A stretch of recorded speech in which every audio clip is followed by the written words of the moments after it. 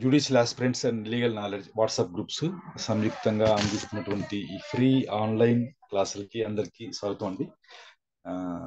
ఇందులో భాగంగా criminal procedure code class అయితే జరుగుతూ ఉంది. అందులో నిన్నటి దినం మనం 199 వరకు చదువుకున్నాం సెక్షన్స్. వాళ్ళ 200 సెక్షన్ చదువుకున్నాం. ఇది సపరేట్ చాప్టర్ 15 అనమాట. ఇది మోస్ట్ ఇంపార్టెంట్.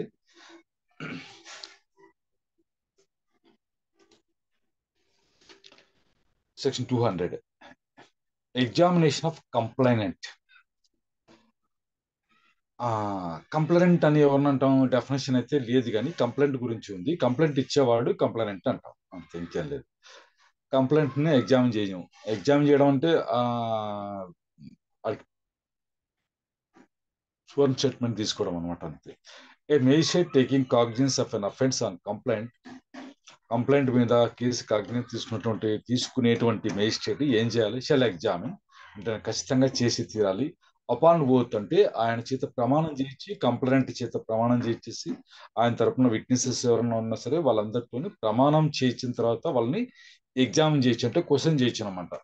ఇస్తే and the substance of such examination, వాళ్ళు ఏమైతే చెప్తారో అవంతా సబ్స్టెన్స్, దాని యొక్క సారాంశం అంతా shall be reduced to writing. అది ఆయన డిక్టేట్ చేస్తారు. ఆయన వాళ్ళు ఏం చెప్తారో అది మళ్ళీ తిరిగి అది రైటింగ్ లో పెట్టడం, అంటే డిక్టేట్ చేసి కంప్యూటర్ టైప్ రైటర్ ఆయన ఓన్గా రాసుకోవడము అలా అనమాట. Writing and shall be sign by the complaint and the witnesses and also by the magistrate. మరి దాంట్లో ఎవరెవరు సైన్ చేయాలంటే,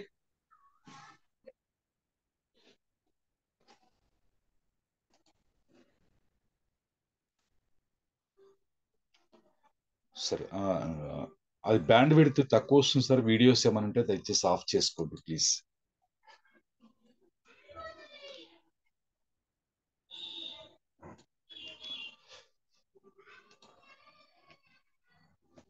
ఆ స్వర్న్ స్టేట్మెంట్ ఇచ్చినటువంటి కంప్లైంట్ మరి అతని తరపున వచ్చినటువంటి సాక్షులు ఎవరైతే ఉన్నారో వాళ్ళు ఆ స్వర్న్ స్టేట్మెంట్ ఇచ్చిన తర్వాత దాంట్లో ఆ కంప్లైంట్ వాళ్ళ సాక్షులు మేజిస్ట్రేట్ కూడా అందులో సైన్ చేయాల్సి ఉంటుంది అనమాట. అయితే దీనికి కొన్ని ఎక్సెప్షన్స్ ఇచ్చారు.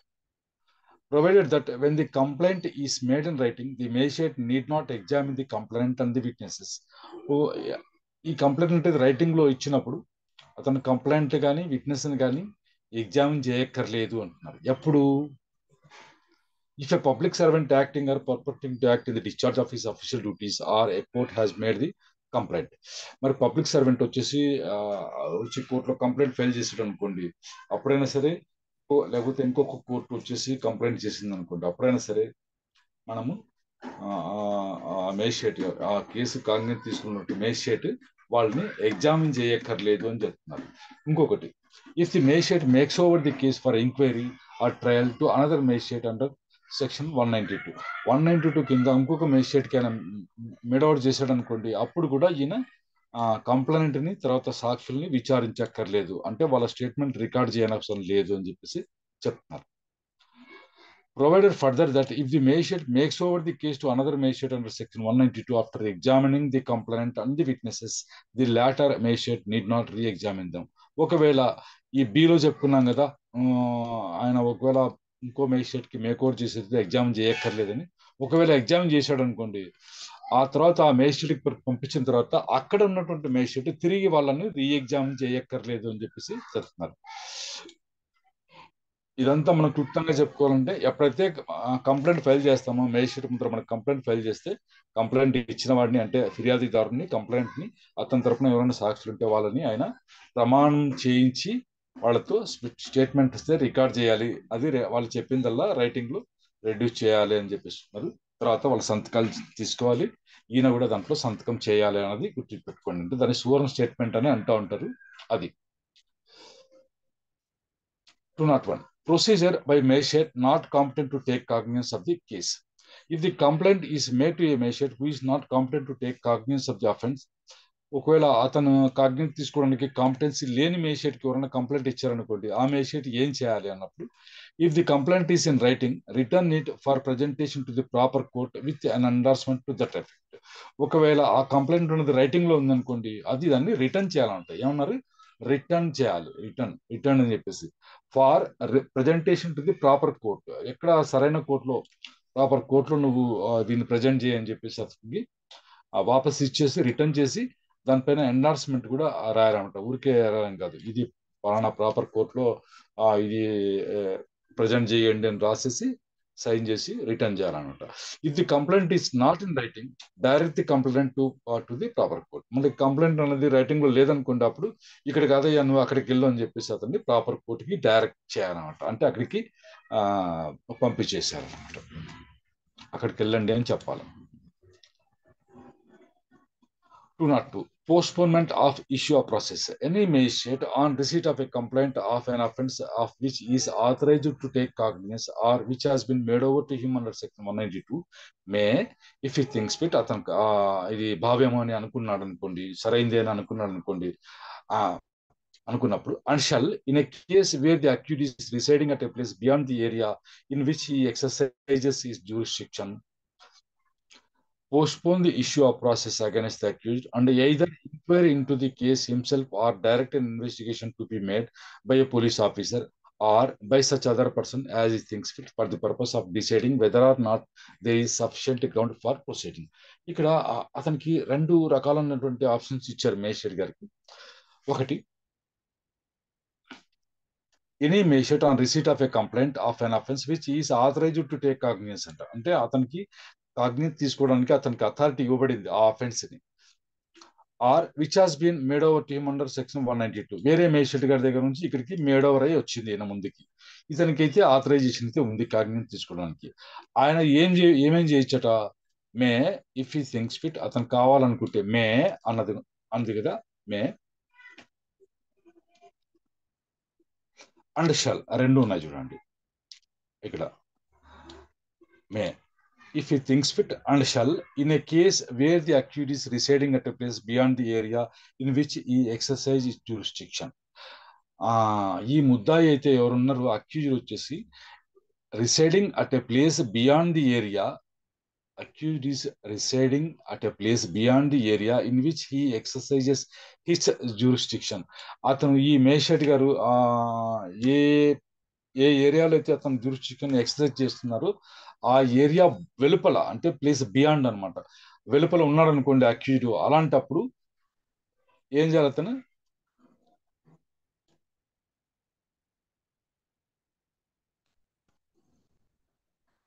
ఏం చేయాలి?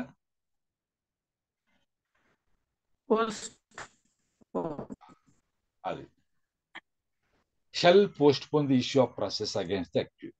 ఖచ్చితంగా అతను షెల్ అనమాట, ఇది ఇక్కడ షెల్ వర్తిస్తుంది, మనకి చేయాలన్నమాట. అతను కావాలనుకుంటే పోస్ట్పోన్ చేయొచ్చు. ఒకవేళ ముద్దాయి ఇతని జ్యూరిస్డిక్షన్ వెలుపల ఉన్నాడు అనుకుంటే అప్పుడు మాత్రం ఖచ్చితంగా పోస్ట్పోన్ చేసే తీరాల.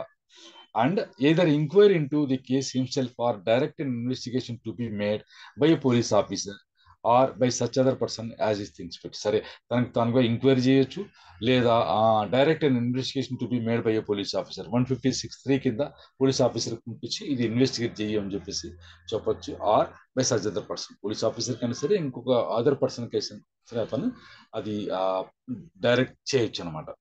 దీనికి for the purpose of deciding whether or not there is sufficient ground for proceeding. మరి ఈ విషయంలో ముందుకు వెళ్ళడానికి సఫిషియంట్ గ్రౌండ్ ఉందా లేదా అని డిసైడ్ చేయడానికి కోసం తనకు తానుగా ఎంక్వైరీ చేయొచ్చు, లేదా ఏ పోలీస్ ఆఫీసర్ కానీ ఇంకొక పర్సన్ కానీ ఇది ఇన్వెస్టిగేట్ చేయండి అని చెప్పేసి చెప్పొచ్చు అనమాట. ఒకవేళ ముద్దాయి అయినవాడు ఈయన ఏ కోర్టు పరిధిలో అయితే జ్యూరిస్డిక్షన్ ఎక్సర్సైజ్ చేస్తున్నాడో ఆ పరిధికి వెలుపల ఉన్నాడు అనుకోండి, నివసిస్తూ ఉన్నప్పుడు, ఇక్కడ ఇది మాత్రం ఖచ్చితంగా గుర్తుపెట్టుకోండి మీరు.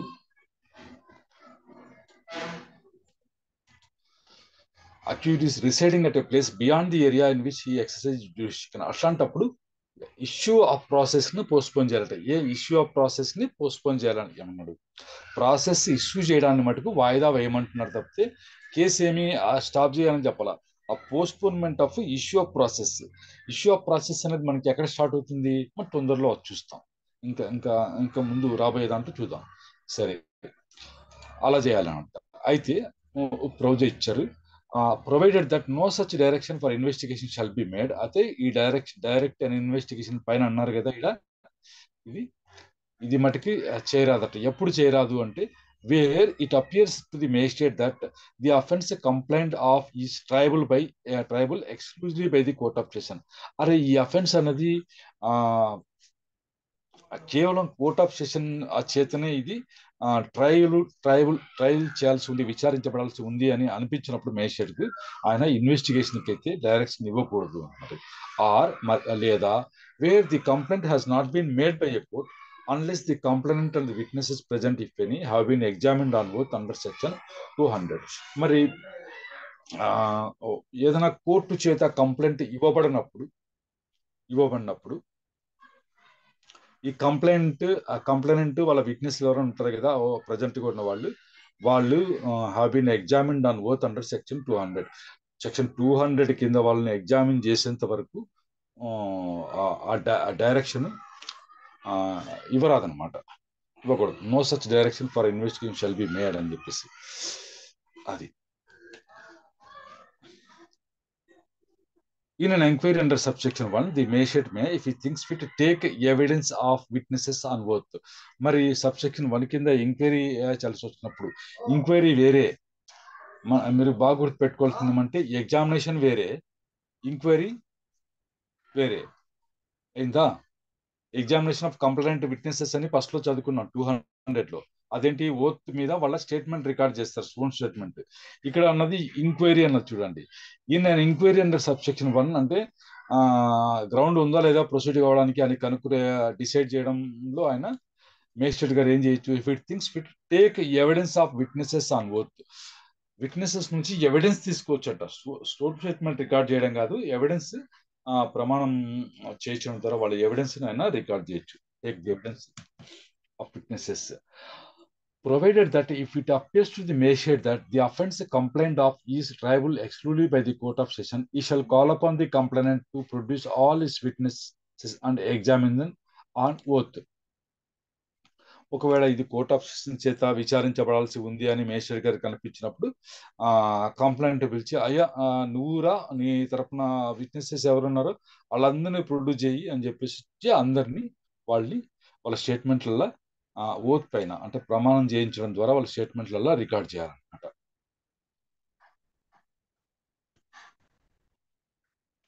ఇక్కడ బాగా గమనించండి, ఎగ్జామిన్ వేరే, ఎవిడెన్స్ తీసుకోవడం వేరే అనమాట. ఈ పర్టికులర్ సెక్షన్ లో నేను చెప్తున్నది 3. If an investigation under subsection 1 is made by a person not being a police officer, మన అక్కడ పైన మనం ఇన్వెస్టిగేషన్ పోలీస్ ఆఫీసర్ కానీ లేదా అదర్ పర్సన్ కానీ అప్పగించవచ్చు అన్నాం కదా. అట్లా అప్పగించిన పక్షంలో ఈ shall have for that investigation, ఆ ఇన్వెస్టిగేషన్ అవసరం కోసము all the powers conferred by this code on an officer in charge of police station. Officer in charge of police station కి ఈ కోడ్ కింద ఏ పవర్స్ ఇవ్వబడి ఉంటాయో, కన్ఫర్ చేయబడి ఉంటాయో, ఆ పవర్స్ అన్ని ఇన్వెస్టిగేషన్ అప్పగించబడిన వ్యక్తికి ఉంటాయి. Except the power to arrest without warrant. Warrant లేకుండా అరెస్ట్ చేసేటువంటి పవర్ తప్ప మిగతా పవర్స్ అన్ని ఈ కోడ్ కింద, ఈ సిఆర్పిసి కింద ఉన్నటువంటి officer in charge of police station కి ఉన్నటువంటి పవర్స్ అల్లా ఎవరికైతే ఇన్వెస్టిగేషన్ డైరెక్ట్ చేస్తారో అదర్ పర్సన్ కి, వాళ్ళకి ఆ పవర్స్ అన్ని ఉంటాయి అని చెప్పేసి. సరే, 203 డిస్మిసల్ ఆఫ్ కంప్లైంట్. మీరు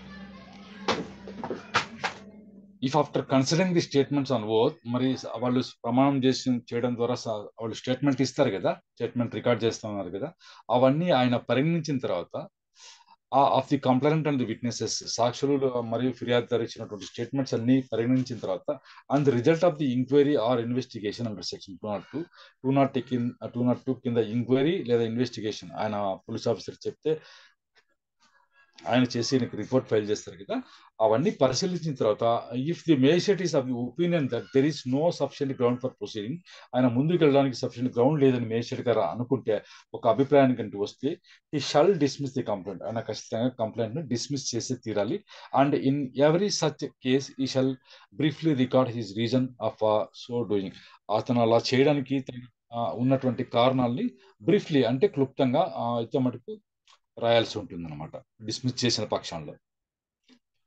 ఇది కంప్లైంట్స్ మేజిస్ట్రేట్ విషయానికి ఈ చాప్టర్ 15 సంబంధించి. నెక్స్ట్ మనం చాప్టర్ 16కి వెళ్దాం.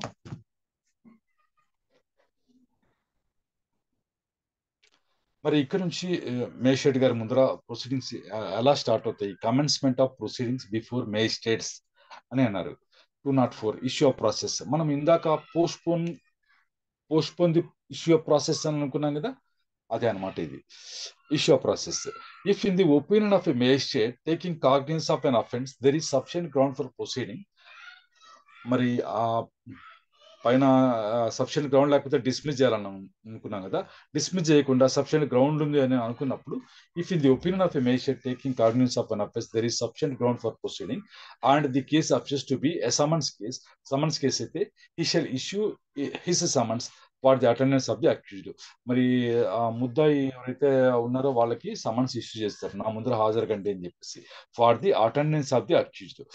సమన్స్ కేసు అయినప్పుడు warrant case, he may issue a warrant or if he thinks fit a summons for causing the accused to be brought or to appear at a certain time before such magistrate, or if he has no jurisdiction himself, some other magistrate having jurisdiction. మరి warrant case ఏందనుకోండి, he may issue warrant అంటే ఖచ్చితంగా warrant ఇవ్వక్కర్లేదు, అనుకుంటే ఇవ్వచ్చు. If he thinks fit a summons, ఒకవేళ warrant ఎందుకు లేవా అనుకున్నాడు అనుకోండి, సమన్స్ ఇష్యూ చేసి దేనికోసం, for causing the accused to be brought, అంటే వారంట్ అయితే for causing the accused to be brought, summons అయితే to appear at a certain time before సర్చ్ మేజిస్ట్రేట్ అని మనము ఈ చదివేటప్పుడే మనం అర్థం చేసుకోవాలి. ఇష్యూ వారెంట్ ఫర్ అంటే పట్టుకొని వచ్చి నా ముందర హాజరు పెట్టమని, చూడండి ఇది కదా, నా ముందర తీసుకొచ్చేయండి వాడిని అని చెప్పేసి. Issue warrant for causing the accuse to be brought. అయిందా?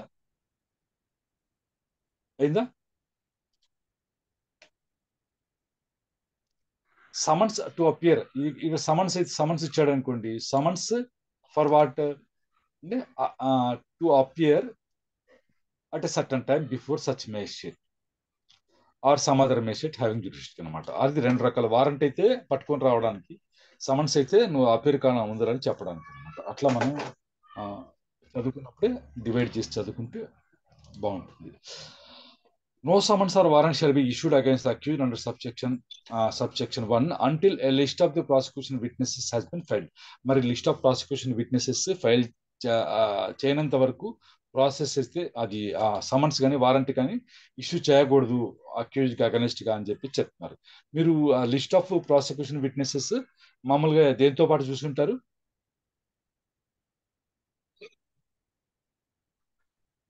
దేంతో పాటు ఉంటుంది అది మామూలుగా పోలీసులు ఫైల్ చేసేది?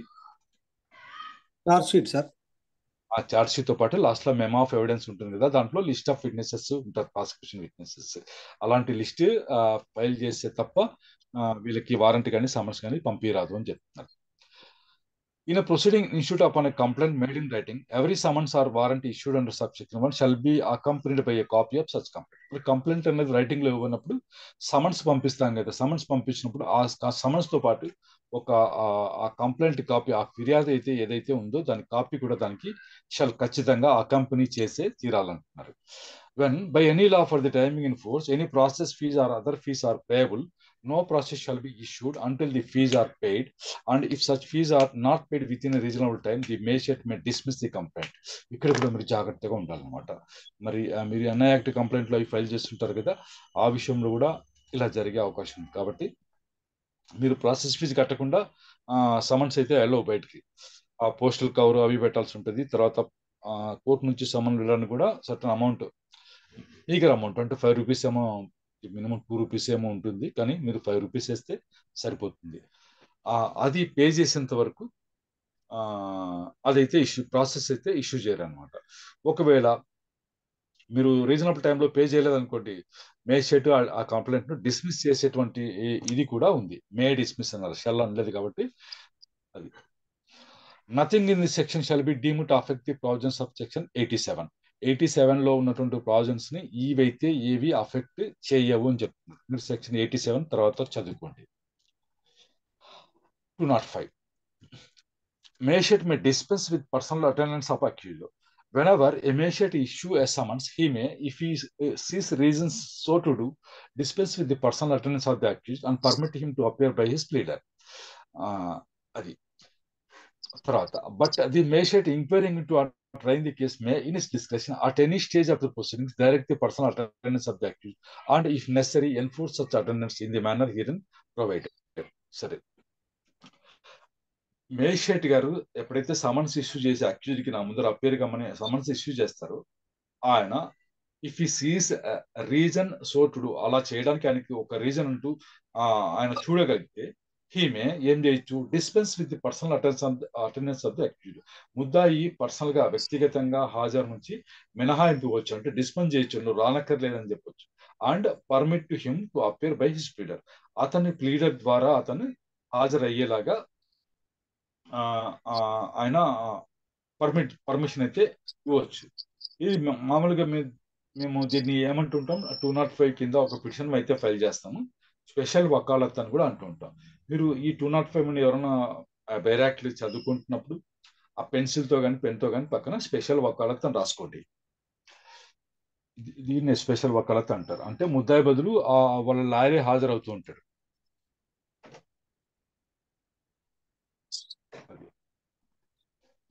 అదనమాట. సరే, అలా డిస్పెన్స్ చేయొచ్చు పర్సనల్ అటెండెన్స్.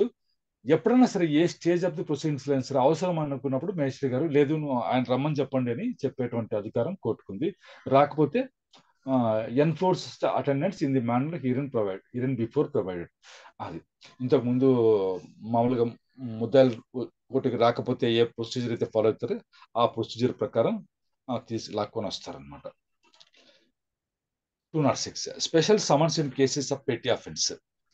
పెట్టి అఫెన్స్ విషయంలో స్పెషల్ సమన్స్ ఉంటాయి, దానికి సపరేట్ గా ఫామ్ ఉంటుంది. If in the opinion of a magistrate taking cognizance of petty offence, the case may be summarily disposed of under section 260 or 261, the magistrate shall, the magistrate ఖచ్చితంగా చెప్పాలి, except where he is for reasons to be recorded in writing of a contrary opinion. మరి మామూలుగా అయితే shall, లేదు లేదప్పా ఇట్లా చేయాలని నేను చేయకూడదు అని అతను రైటింగ్ లో రీజన్స్ రాస్తే ఇందుకు విరుద్ధంగా issue summons to the accused requiring him either to appear in person, అతన్ని వ్యక్తిగతంగా హాజరు కమ్మనైనా సరే సమన్స్ ఇష్యూ చేయొచ్చు, or by pleader before the magistrate, lawyer ద్వారా కానీ ప్లీడర్. ఇప్పుడు కొత్త వాటిల్లో ప్లీడర్ అంతా తీసేశారు, గమనించుకోండి. కొత్తది బిఎన్ఎస్ఎస్ వస్తుంది కదా, దాంట్లో ప్లీడర్ ఎక్కడా లేరు, అడ్వకేట్ ఉంటారు అంతే. Before the magistrate on a specified date, ఒక స్పెసిఫైడ్ డేట్ అంటే ఇచ్చి మేజిస్ట్రేట్ గారి ముందర హాజరు కమ్మంటూ సమన్స్ ఇష్యూ చేయొచ్చు. ఆర్ ఇఫ్ ఈ డిజైడ్స్, ఒకవేళ అతను కావాలనుకుంటే, to plead guilty to the charge without appearing before the magistrate. మరి నువ్వు మేజిస్ట్రేట్ గారి ముందర హాజరు కాకుండానే నేరం ఒప్పుకోవడానికి ఆయన డిజైరస్ గా ఉంటే, అంటే ఆయన ఇష్టపడుతూ ఉంటే, to transmit before the specified date by post or by messenger to the magistrate. ఒకవేళ నువ్వు పోస్ట్ ద్వారా కానీ లేదా ప్రత్యేక మెసెంజర్ ద్వారా కానీ నువ్వు మేజిస్ట్రేట్ ముందుకి ట్రాన్స్మిట్ చేయాలట. ఏది, the said plea in writing, నేను నేరం ఒప్పుకుంటున్నాను అనేటువంటి మాటను రైటింగ్ లో రాసి, and the amount of fine specified in the summons, summons లో ఎంత జరిమానా మొత్తం ఉందో దాన్ని కూడా ఆ పోస్ట్ ద్వారా అయినా సరే ప్రత్యేక మెసెంజర్ ద్వారా అయినా సరే అయినా మేజిస్ట్రేట్ గారికి పంపొచ్చుంట. Or if he desires to appear by pleader and to plead guilty to the charge through such pleader, to authorize him in writing the pleader to plead guilty to the charge on his behalf and to pay the fine through such a pleader. ఒకవేళ లేదు మా lawyer గారి ద్వారానే చెప్పిస్తామనుకున్నాను కూడా lawyer authorisation ఇవ్వాలి. I hereby authorized to plead guilty on my behalf to the charge అని చెప్పేసి authorisation ఇచ్చి, ఆ ఆథరైజేషన్ మళ్ళీ ఫైన్ కట్టడానికి కూడా లాయర్ గారికి ఆథరైజేషన్ ఇవ్వచ్చు. ఇది పెట్టి కేసుల్లో మటుకే ఇలా జరుగుతుంది. Provided that the fine specified in such amount shall not exceed 1000 rupees. ఇది ఇంతకు మించి 1000 రూపీస్ కి మించి ఉండరాదట, ఇది గమనించుకోండి. For the purposes of this section, ఈ సెక్షన్ గురించి పెట్టి అఫెన్స్ అని ఏదైనా మనకు అన్నారు కదా, పెట్టి అఫెన్స్ అంటే ఏంటి అన్నప్పుడు, petty offense means any offense punishable only with fine not exceeding 1,000 rupees, but does not include any offense so punishable under the Motor Vehicles Act or under any other law which provides for convicting the accused person in his absence on a plea of guilty. ఏమన్నారు?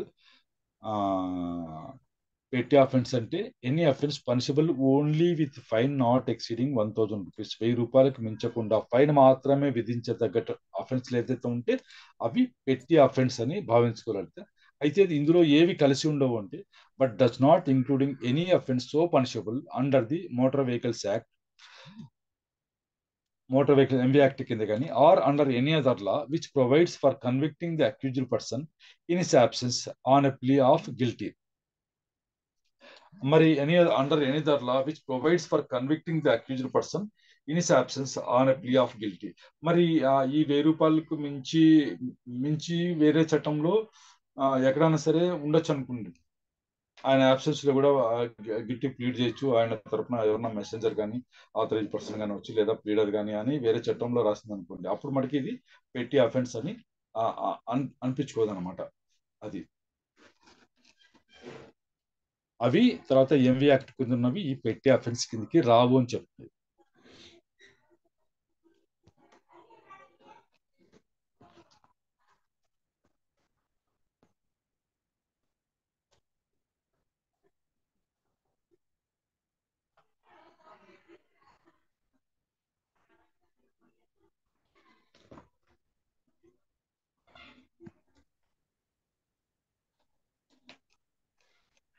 The state government may, by notification, specially empower any magistrate to exercise the sir ఎవరండి sir, ఆ video దయచేసి of చేస్తారా please? Class కనిపించడం లేదు sir, ఎవరో కనబడుతున్నారు. బాలాజీ గారు తమరు ప్రాపర్ గా డ్రెస్ చేసుకోలేదు, లేడీస్ ఉన్నారు ఇక్కడ, please.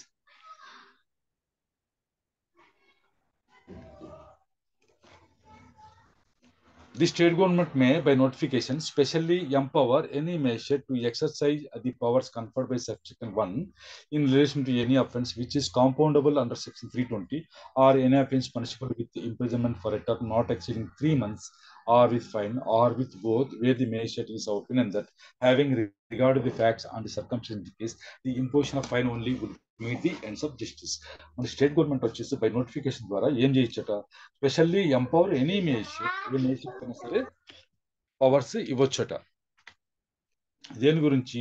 To exercise the powers conferred by subsection 1 in relation to any offence which is compoundable under section 320. 320 కింద కాంపౌండబుల్ అంటే రాజీ పడదగ్గ నేరాలకు సంబంధించి ఆయనకి ఈ పవర్స్ అయితే కన్ఫర్ చేయొచ్చట, సబ్సెక్షన్ 1 లో ఉన్నటువంటిది. Or any offence punishable with imprisonment for a term not exceeding 3 months, 3 నెలల కంటే ఎక్కువ శిక్ష, లేదా ఆర్ విత్ ఫైన్ విధించగలిగే నేరాలకు సంబంధించి కూడా లేదు, ఆర్ విత్ బోత్, 3 months లేదా ఫైన్ రెండు కలిపి విధించేటువంటి అవకాశం ఉన్న నేరాలకు స్టేట్ గవర్నమెంట్ బై నోటిఫికేషన్ ద్వారా పవర్స్ అయితే కన్ఫర్ చేయొచ్చు అనమాట. ఇది సబ్సెక్షన్ 1 కింద ఉన్నాయి. సబ్సెక్షన్ 1 లో ఏం చేశారు, ఆ సమన్స్ తో పాటు అయ్యా మీరు రానక్కర్లా, మీ లాయర్ని కానీ లేదా మీ మెసెంజర్ పంపించవచ్చు, మీరు ఇంత ఫైన్ కడితే సరిపోతుంది అని దాంట్లో రాసేటువంటి పవర్ కాంపౌండబుల్ అఫెన్సెస్ సంబంధించి కూడా అలాంటి సమన్స్ పంపించేలాగిన లేదు. Term not exceeding 3 months or with fine or with both అని ఉంటాయి కదా నేరాలు, వాటి విషయంలో కూడా పంపించేందుకు మేజిస్ట్రేట్ గారికి అయితే ఆ పవర్స్ కన్ఫర్ చేయొచ్చు అని చెప్పేసి స్టేట్ గవర్నమెంట్ చెప్తున్నారు. Where the magistrate of opinion that having regard to the facts and the circumstances the case the imposition of fine only would meet the ends of justice. ఇలాంటి కేసులలో ఎక్కడైనా సరే fine మాత్రమే విధిస్తే సరిపోతుంది, శిక్ష అవసరం లేదు అనుకున్నటువంటి పరిస్థితుల్లో మేజిస్ట్రేట్ గారు ఏం చేయొచ్చు, ఆ మేజిస్ట్రేట్ గారికి ఏ అధికారాలు ధారాదత్తం చేస్తూ స్టేట్ గవర్నమెంట్ నోటిఫికేషన్ ఇవ్వచ్చు అంటే, కాంపౌండబుల్ నేరాలకు సంబంధించి లేదా any offence punishable with imprisonment for a term not exceeding 3 months or with fine or with both. ఈ రకాలైనటువంటి నేరాలకు సంబంధించి మేజిస్ట్రేట్ గారు ఫైన్ విధిస్తే సరిపోతుంది అని అనుకుంటే ఆయన సబ్సెక్షన్ 1 లో ఉన్న ప్రకారం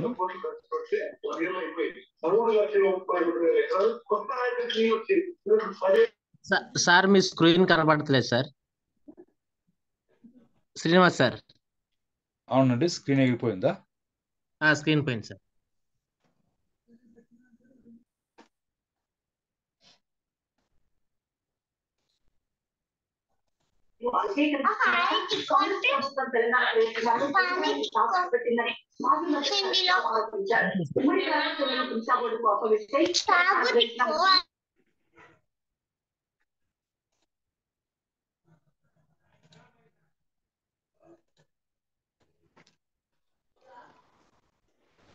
అలా స్టేట్ గవర్నమెంట్ నోటిఫికేషన్ ఇవ్వడం ద్వారా ఏ మేజిస్ట్రేట్ కైనా సరే ఈ పవర్స్ కన్ఫర్ చేయొచ్చు అనమాట.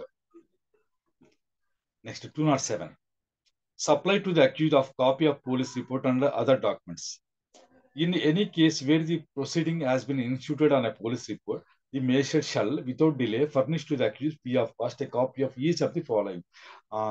ఏమన్నారు?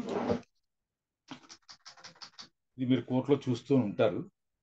ముద్దాయికి మొదటిసారి సమన్లు వచ్చినప్పుడు ఆయన కోర్టులో వచ్చి హాజరవుతారు కదా. హాజరైనప్పుడు అతనికి కాపీస్ ఇస్తారు, కేసు కాపీస్ అయితే ఇస్తారు. ఆ కాపీస్ ఏమేమి అన్నవి ఈ 207 ప్రకారమే ఇస్తారనమాట.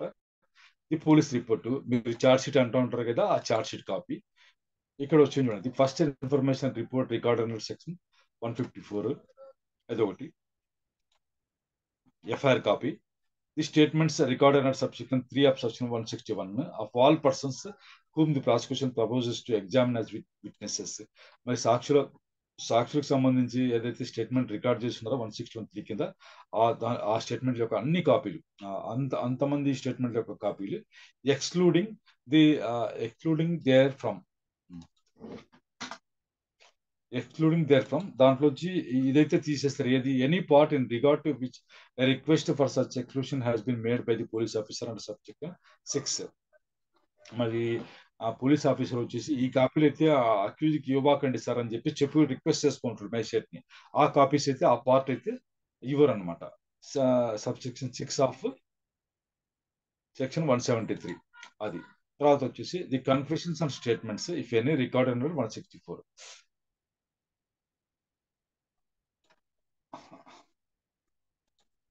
అది ఆ కాపీలు.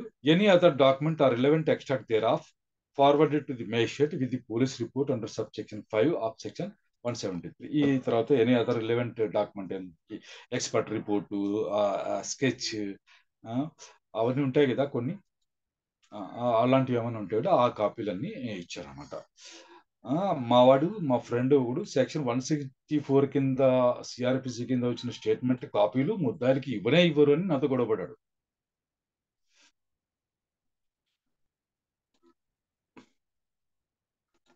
ఇవ్వరు అని బాగా బల్లగుద్ది చెప్పాడు. తర్వాత చెప్తాను. Provide that the magistrate may, after perusing any such part of his statement as is referred to in class 3 and considering the reasons given by the police officer for the request, direct that a copy of that part of the statement or of such portion thereof as the magistrate thinks proper shall be furnished to the accused. సరే,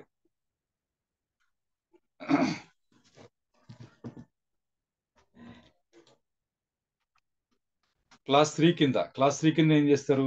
exclude చేయమని చెప్పారు కదా. ఇవి చెప్పి ఇక్కడ excluding అన్నారు చూడండి. ఇవి ఇవ్వకండి అని చెప్పేసి పోలీసు రిక్వెస్ట్ చేసి ఉంటారు మేజిస్ట్రేట్ గారిని.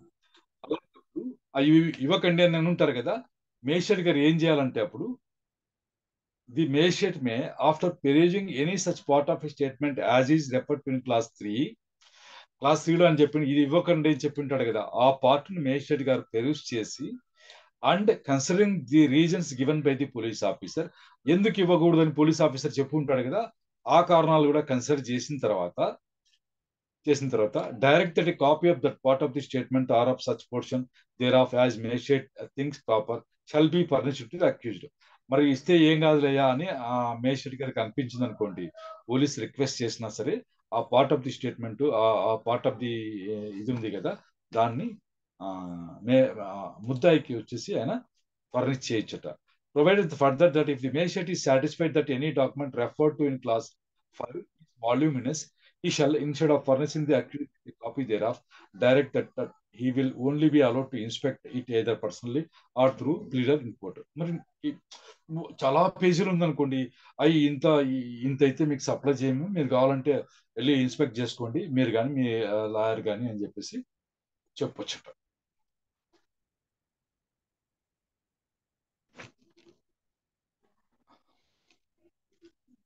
అయిందా? మీరు బాగా గుర్తు పెట్టుకోవాల్సింది, చాలా మంది భ్రమలో ఉంటారు 164 స్టేట్మెంట్లు మనకి ఇవ్వరు అని ఇస్తారు.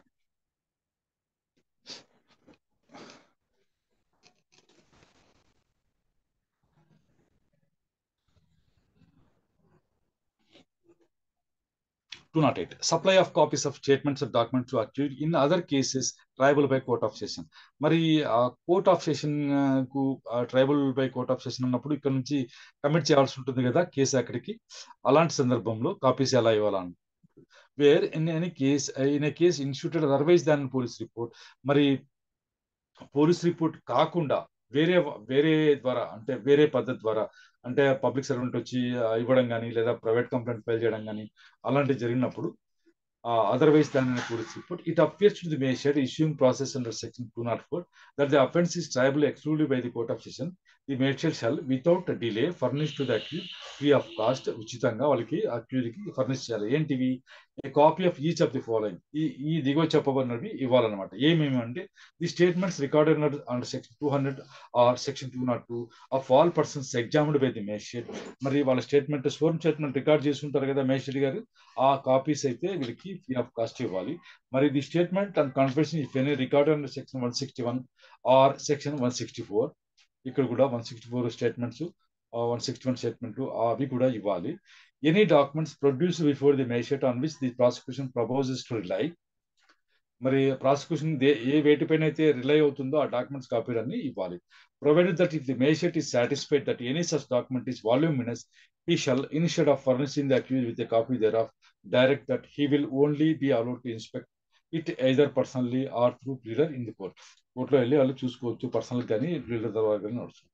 కాబట్టి ఎప్పుడైతే మీకు కాపీస్ ఫర్నిష్ చేస్తారో, ముద్దాయి హాజరైనప్పుడు కాపీస్ ఫర్నిష్ చేసినప్పుడు, ఈ మధ్య కాలంలో ఫ్యాషన్ ఏమైపోయిందంటే ఓన్లీ చార్జ్షీట్ కాపీ మటుకే ఇస్తూ ఉంటారు.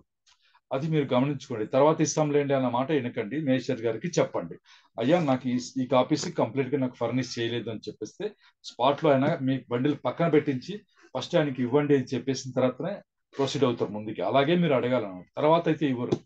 మీరు అవన్నీ మిస్ చేసుకున్నారనుకోండి, ఇంకా తర్వాత మరి దానికోసం సిఏ వేసుకోవాల్సిన, ఆ బెంచ్ల దగ్గరికి వెళ్ళి వాళ్ళని బ్రతిమలాడము, అవన్నీ ఆ పాటలన్నీ పడాల్సి వస్తుంది. కాబట్టి మీరు డాక్యుమెంట్స్ మీకు ఫర్నిష్ చేసినప్పుడే అన్ని ఉన్నాయా లేదా ఒకసారి మీరు చూసుకోండి.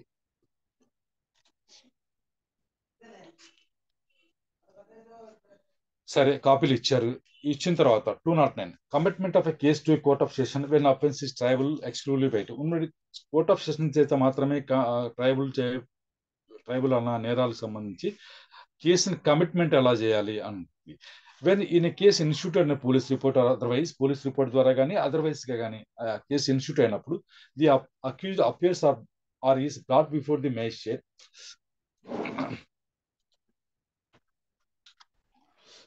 ఒక్క నిమిషం, మీకైతే ఛాన్స్ ఇస్తున్నాను, చెప్పండి. ఇది చాలా చోట్ల చదువుతుంటారు మీరు. ఇలా ఉన్నప్పుడు మీరు ఏమని భావించుకోవాలి?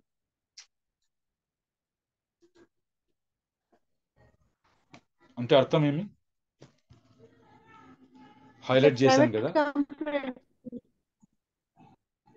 కదమ్మా ఇలా ఉన్నప్పుడు మీరు రెండు అర్థం చేసుకోవాలి. ఏమన్నారు? ఒక్క నిమిషం సార్. ది అక్యూజ్డ్ అపియర్స్ అంటే ఆయనకి సమన్లు పంపించుంటారని అర్థం చేసుకోవాలా? అయిందా?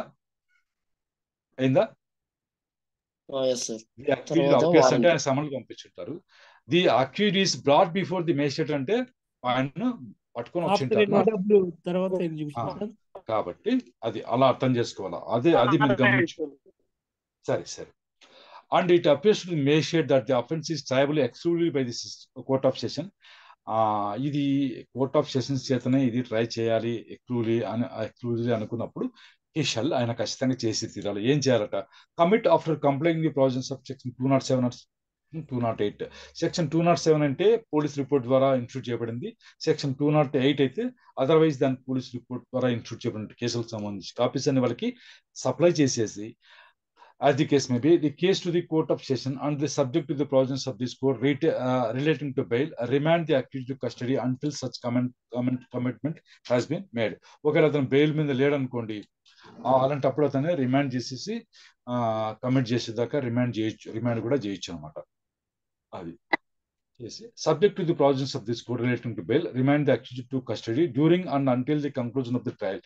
అది కూడా చేయొచ్చు అనమాట. అంటే మొత్తం ట్రయల్ అలా కంప్లీట్ అయ్యేంత వరకు కూడా అతన్ని లోపలే ఉంచేటువంటి ఇది కూడా ఉంది. అంటే subject to the provisions of code, this code relating to bail విషయంలో ఉన్నటువంటి ప్రావిజన్స్ లోబడి, అంటే బెయిల్ వచ్చింది అనుకోండి బయటకు వెళ్తాడు, బెయిల్ రాకుండా ఉంటాడు లోపల ఉంటాడు అంతే. తర్వాత send to that court the record of the case and the document and articles if any which are to be produced in evidence. మొత్తం కేసు బండిలల్లో అన్ని పేపర్స్ ఆ కోర్టుకి పంపించేస్తారు, ఎంఓస్తో సహా. ఏదైనా ఆర్టికల్స్ ఉంటే కానీ అవి కూడా దాంతో పాటుగా పంపించేసిన తర్వాత notify the public prosecutor of the commitment of the case to the court of sessions. మరి ఈ కేసుని కమిట్ చేశాము పలానా కోర్ట్ ఆఫ్ సెషన్స్కి అని చెప్పేసి ఆ కోర్టుకు సంబంధించిన పబ్లిక్ ప్రాసిక్యూటర్ గారికి నోటిఫై కూడా చేస్తారంటే తెలియజేస్తారు విషయం. అది అలా చేయాలన్నమాట. ఇది 209 కింద ఉన్నది. ఇది తేడా మీరు గమనించాలి. 207 వేరే, సప్లై కాపీస్ వచ్చేసి 2 రకాలు ఉంటుంది. ఇక్కడ ఏమన్నా 207 వచ్చేసి copy of police report and other documents అన్నాం కదా. ఇప్పుడు ఇక్కడ హ్యాస్ బీన్ ఇన్స్టిట్యూటెడ్ అనే పోలీస్ రిపోర్ట్ అన్నది ముఖ్యం 207 అంటే. అయిందా? 208 అన్నప్పుడు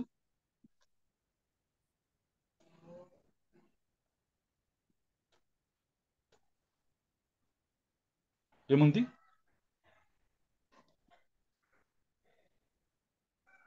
కేస్ ఇన్స్టిట్యూటెడ్ అదర్వైజ్ దాని పోలీస్ రిపోర్ట్ కాకుండా వేరే విధంగా ఇన్స్టిట్యూట్ చేయబడింది. 207 అయితే పోలీస్ రిపోర్ట్ ద్వారా ఇన్స్టిట్యూట్ చేయబడిన కేసులు అనమాట.